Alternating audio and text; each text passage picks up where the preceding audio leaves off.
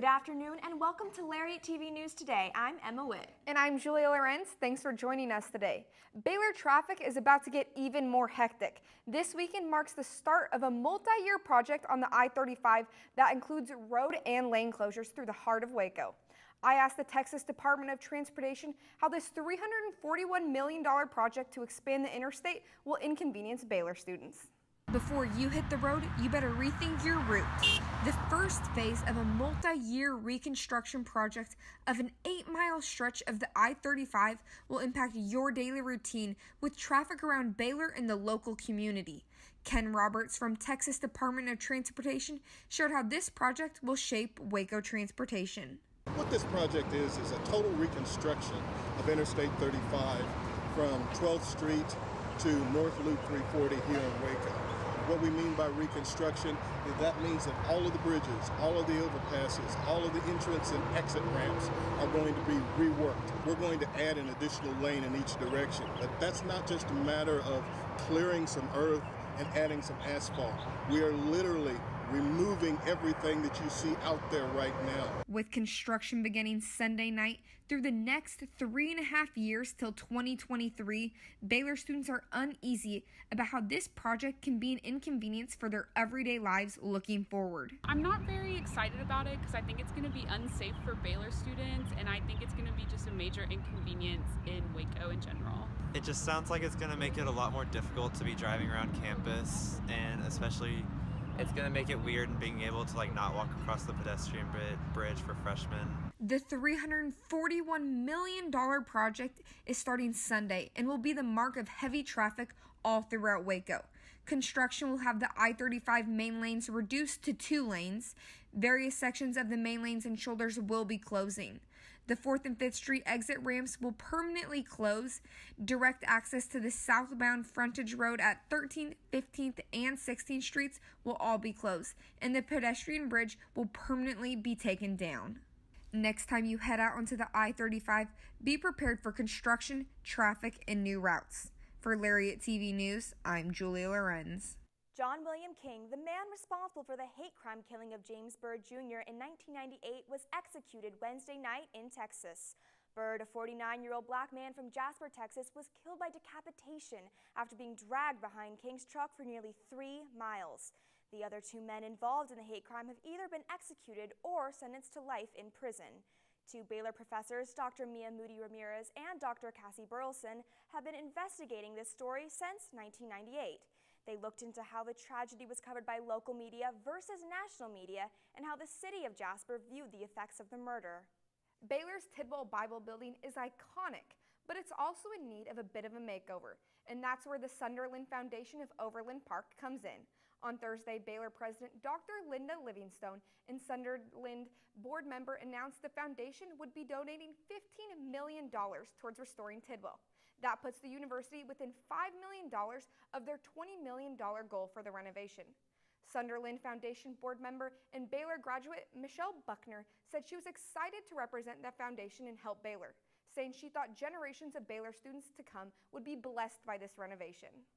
86% of the time that doctors request bone marrow, the donors are in the 18 to 44 age group. Now, one group on campus is trying to increase the number of donors in that age range. LTVN's Kennedy Dendy went to Fountain Mall to learn more about a cause that could save countless lives. This is all about saving lives. Save a life, be a life. Baylor football collaborated with Be The Match to host a donor registry drive on Thursday. One Baylor student expressed his feelings on his decision to register as a bone marrow donor. It feels pretty good, just knowing there could be a young man or woman out there one day who could, I could be a match for, and I could be able to impact their life positively. As students, faculty, and even visitors walked by, the team informed of the benefits to becoming a match and the impact that they can have. My overall hope is that we could grab as many students from Baylor University and to put them in our bone marrow registry, because once you go through the whole process, you might feel a little pain in your back for maybe a week, but that to somebody else that represents their whole life and the amount of years that you could add on to it. We're Waco's team. We're not just Baylor's team. We love the community, and we're here to help. on and off the field, and that's by winning games or being in the community, helping kids. So that's just the main thing. Be the match. To join the donor registry, you can do so in 3 ways. Head to join.bethematch.org/Baylor Saves, text Sick and Bears to 61474, or scan the QR code on the screen. For Lariat TV News, I'm Kennedy Dendy. Most Baylor students are required to take 4 semesters of foreign language for their major. But what about those who have learning disabilities? LTVN's Grace Smith found out about Baylor's special courses through OLA for students with language-based learning disabilities. Hola, bonjour, and hola. The Baylor's Office of Access and Learning Accommodations offers French and Spanish modified language classes to students with learning disabilities. Students with learning-based disabilities were placed at a disadvantage. In other words, their needs were not met in the classroom for foreign languages. Students with language-based disabilities, it is extremely hard and sometimes impossible for them to learn a new language. She breaks down the material in a way that's easy to understand, and the pace is slower, so you don't feel as lost and like behind in work. Then also we talk a lot about French culture and other things you probably wouldn't get in another foreign language class, such as discussing different foods, different industries that are in France, and even like architectural monuments. In order to be accepted into these classes, students must be registered with Disability Services, who have documented their specific language-based learning disabilities. It was crucial and necessary for Baylor to offer these classes and again meet the students where they're at. While pace and format may differ from traditional language classes, MLC 1V99 and 2V99 are serious academic courses and carry 3 to 4 hours of college credit and therefore require some serious work from the students. For Lariat TV News, I'm Grace Smith. Coming up, we have an update on the Writing Center's new location and how it's impacted students. We also have a special feature on Sing's annual birthday. Stick around.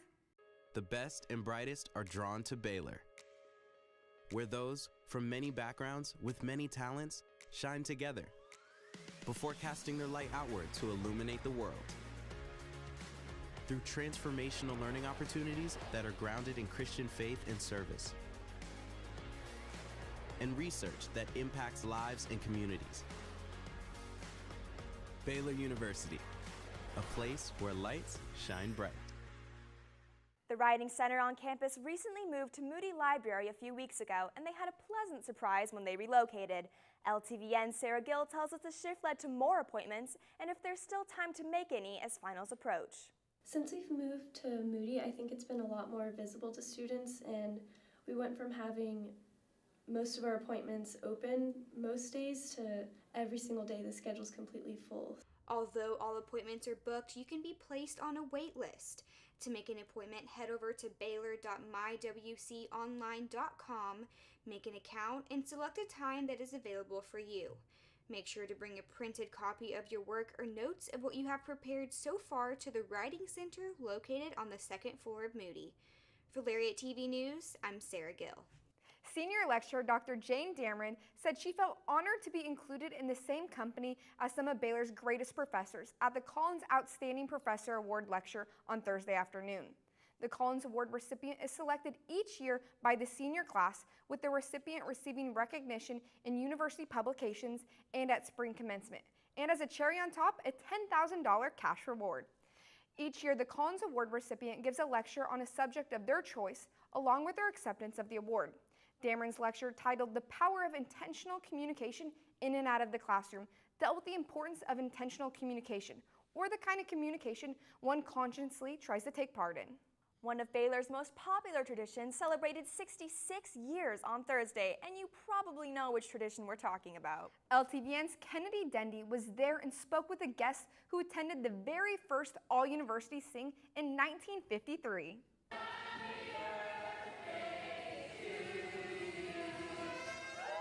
Is the 66th anniversary of Sing, and so we decided to just throw a big birthday party for Sing just to celebrate one of Baylor's traditions, and it's such a big deal on campus, and so we just wanted to throw it a nice little birthday party right now. One party guest in attendance was there at the very first All-University Sing. And the first sing, oh my goodness, it was such an exciting time at that time. Small groups that attended. So I was a part of that, and shows how old I am, but I was glad to be at Baylor. For Lariat TV News, I'm Kennedy Dendy. The Black Glasses Film Festival was created by Baylor students to create an opportunity for them to showcase their work. This year marked the festival's 20th anniversary, and it has become highly competitive. Maverick Moore, along with the film and digital media staff, coordinated the event and reviewed all the films submitted. Films are judged and selected to show in black glasses based on a variety of factors such as story quality, production quality, and artfulness. Moore said the department received the most submissions ever, making it a fierce competition. Black Glasses featured 17 short films of varying lengths and different genres.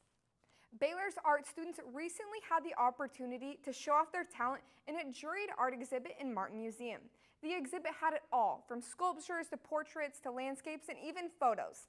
LTVN's Emma Witt spoke with one student who shared the incredible inspiration behind her amazing work. Walking through Martin Museum is like walking through an artist's wonderland. Art ranging from sculptures to landscapes to portraits can be found throughout the current exhibit. And all the talented artists are Baylor students. Baylor sophomore Claire Gustafson is one of these art students, and she explains the inspiration behind her work in the exhibit. The piece is actually about my grandmother. And so if you notice, it's a triptych, so that means 3 different pieces, and so it shows her pretty much on her entire lifespan, whenever she was a child, whenever she was graduating, getting married, and then later on whenever she actually was diagnosed with stage 4 lung cancer. Gustafson also explains what it's like to have her art on display for everyone to see. It's been cool because I've been able to open dialogue with a lot of people about smoking, and then also about like my grandma and her life. When I tell them like, oh no, those are actually photos of my grandmother, of like important events in her life and her growing up, and then her with her oxygen tank right before she passed away, it's definitely more of a meaningful conversation. For Lariat TV News, I'm Emma Witt. The national champion Baylor women's basketball team has accepted an invitation to visit the White House. The event will include a visit from President Donald Trump. The Lady Bears completed a 37-1 season on April 7th with a thrilling 82-81 title game win over Notre Dame in Tampa, Florida. With the win, Baylor became just the 3rd program to claim 3 national championships, joining UConn and Tennessee. This will be the 3rd trip to the White House for Baylor head coach Kim Mulkey, who visited following national championships in 2005 and 2012. The Lady Bears met with President George W. Bush and President Barack Obama in their previous visits. Up next, we've got your updates on the 2 Baylor teams competing at championship levels. Sports with Cameron are coming up right after this short break.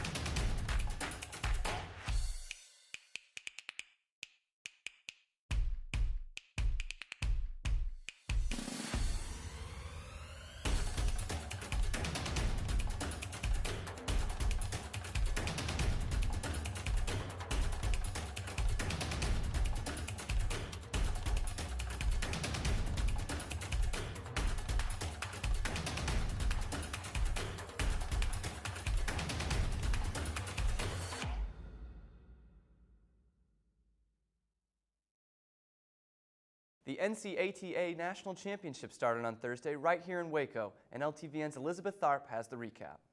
The 4-time reigning national champs and #1 ranked Baylor acrobatics and tumbling team are moving on to the NCATA semifinals after taking down 8th ranked Gannon 279.200 to 263.390. Baylor started off strong in the first 3 events, and even though they earned 1 score below a 9, the Bears remained in the lead heading into halftime. But Gannon was close behind by only 4.9 points. Baylor then had some ups and downs in the second half, and head coach Felicia Mulkey said it was different for them because they're usually a second-half team. So nothing terrible. I think we still did well. I'm proud of the girls. I'm glad we left a little room for improvement. Gives us something to fight for tomorrow. But yeah, overall, okay. I mean, maybe an A-, right? Like, yeah, we have some work to do tomorrow. But thanks to the solid 6-element pass by Hope Bravo and the great performance in the team event, the Bears were able to walk away with another win. Running back towards the team and Coach B and just hugging Coach U, I felt the energy and it just felt good. Like when I landed, I was like, yes, like, oh, finally like a good landing. But it's been a lot of fun. I love the team and just support. They're always behind us whenever we're tumbling. Baylor will face 4th-ranked Quinnipiac next on Friday at 7 p.m. inside the Ferrell Center. Reporting for LTVN Sports, I'm Elizabeth Tharp. Once again, the Baylor baseball team had a blowout victory in their midweek matchup. They run-ruled the Stephen F. Austin Lumberjacks 10-0 in 7 innings. Baylor is now 7-2 in midweek games this season. The Bears had an impressive 15 hits against SFA. Andy Thomas and player of the game Shea Langoliers recorded 7 hits between them and drove in 5 of Baylor's 10 runs. 3 Baylor pitchers combined for the shutout, holding the Lumberjacks to just 3 hits. The Bears will return to action this weekend for a 3-game series at TCU. The first game begins on Friday at 6:30 p.m. Baylor's softball team is on a 3-game losing streak after being swept by Iowa State last weekend right here in Waco. Even though Baylor only managed to score 1 run during games 1 and 2, the Bears still remain strong for Game 3 as freshman outfielder Lou Gilbert put Baylor on the board in the bottom of the second, and sophomore pitcher Sidney Holman retired 3 straight Iowa State batters to close things down in the 7th inning. Despite things looking like they were coming to life, the Bears fell to the Cyclones 4-1. Baylor has a chance to end their losing streak this weekend as they host the LSU Tigers in a 3-game series at Getterman Stadium. Game 1 is scheduled for 6:30 p.m. on Friday, and a doubleheader will be held on Saturday starting at 5 p.m. With the Big 12 Championship on the horizon, Baylor Track and Field heads to the National Relay Championships on Friday and Saturday at the University of Arkansas. The men's team is ranked number 19 headed into the meet, while the women are ranked 32nd. A full slate of teams will be competing against Baylor, including TCU, Texas, and Oklahoma. The 4x1 relay will begin at 10 a.m. on Saturday, and you can catch the Bears live on the SEC Network. You can also keep up with the results through flashresults.com. And that's all I've got for sports today. Thank you for watching Lariat TV News Today. We'll see you next week. Have a great day, Baylor Nation.